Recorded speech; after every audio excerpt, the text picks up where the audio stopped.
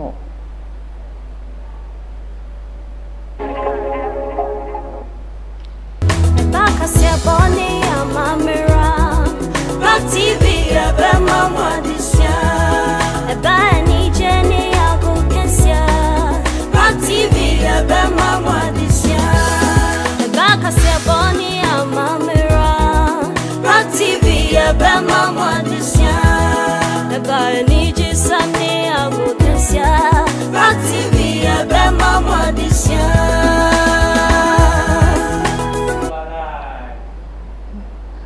Ghana this year, me da say ugusu a wo hwe Manhyia news e wo Park TV. Na ensem na amaboabo anu no, de edi kan ne say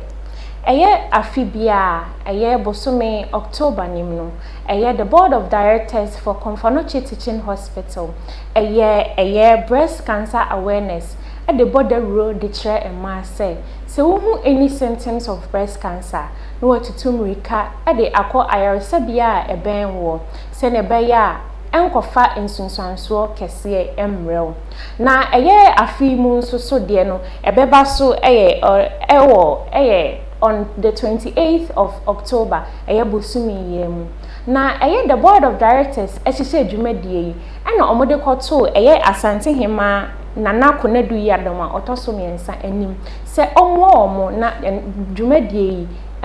enyiko na wiye na omode kwoto eye asante hema anim no na ose sene ema apomuden eda na koma so ninti wampupuniti nti one eye the board of directors for Komfanochi Teaching Hospital aka boma eye bosumi yi mu nso eye the breast cancer awareness no work no ekoso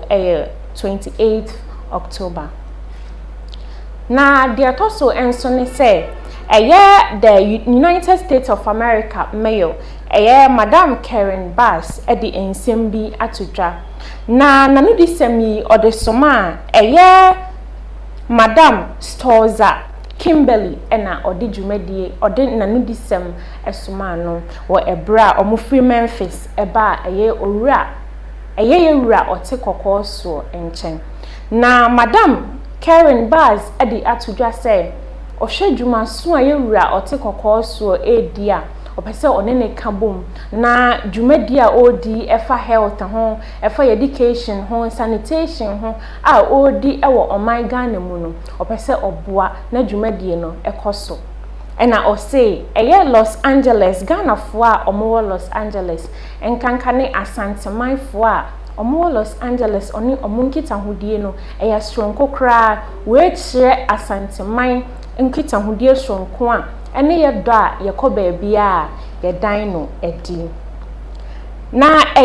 Professor Ochre Ademensa a oye CEO for Komfanochi Teaching Hospital akọ asante hema ho nana konadu ya domotoso mensa ho akọje ne nsem hira Professor Ochre Ademensa cha yedini so no enche as the CEO for Komfanochi Teaching Hospital no enche na o say ontimi ndi dwumadie yi we bra wan kwankwaji enhira enfri asante hema nana konadu ya domotoso mensa ho nti ebra okoye no nana free nimu ehira no na osan ede afutuo kan ho a ebeboa no ama ne dwumadie no ayestron kokra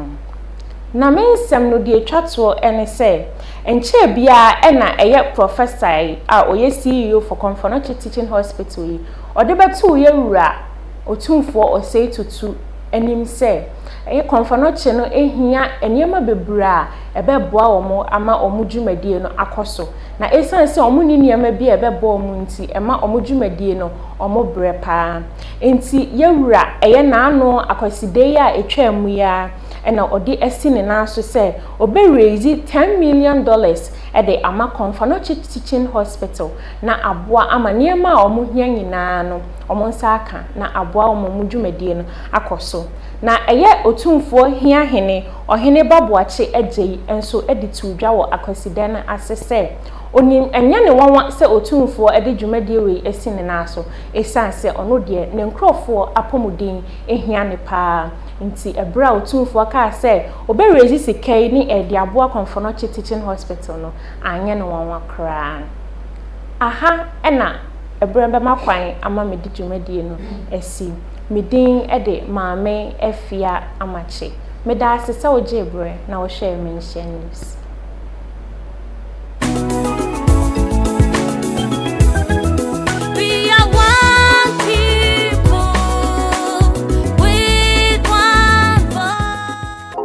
TV, the pride of Africa.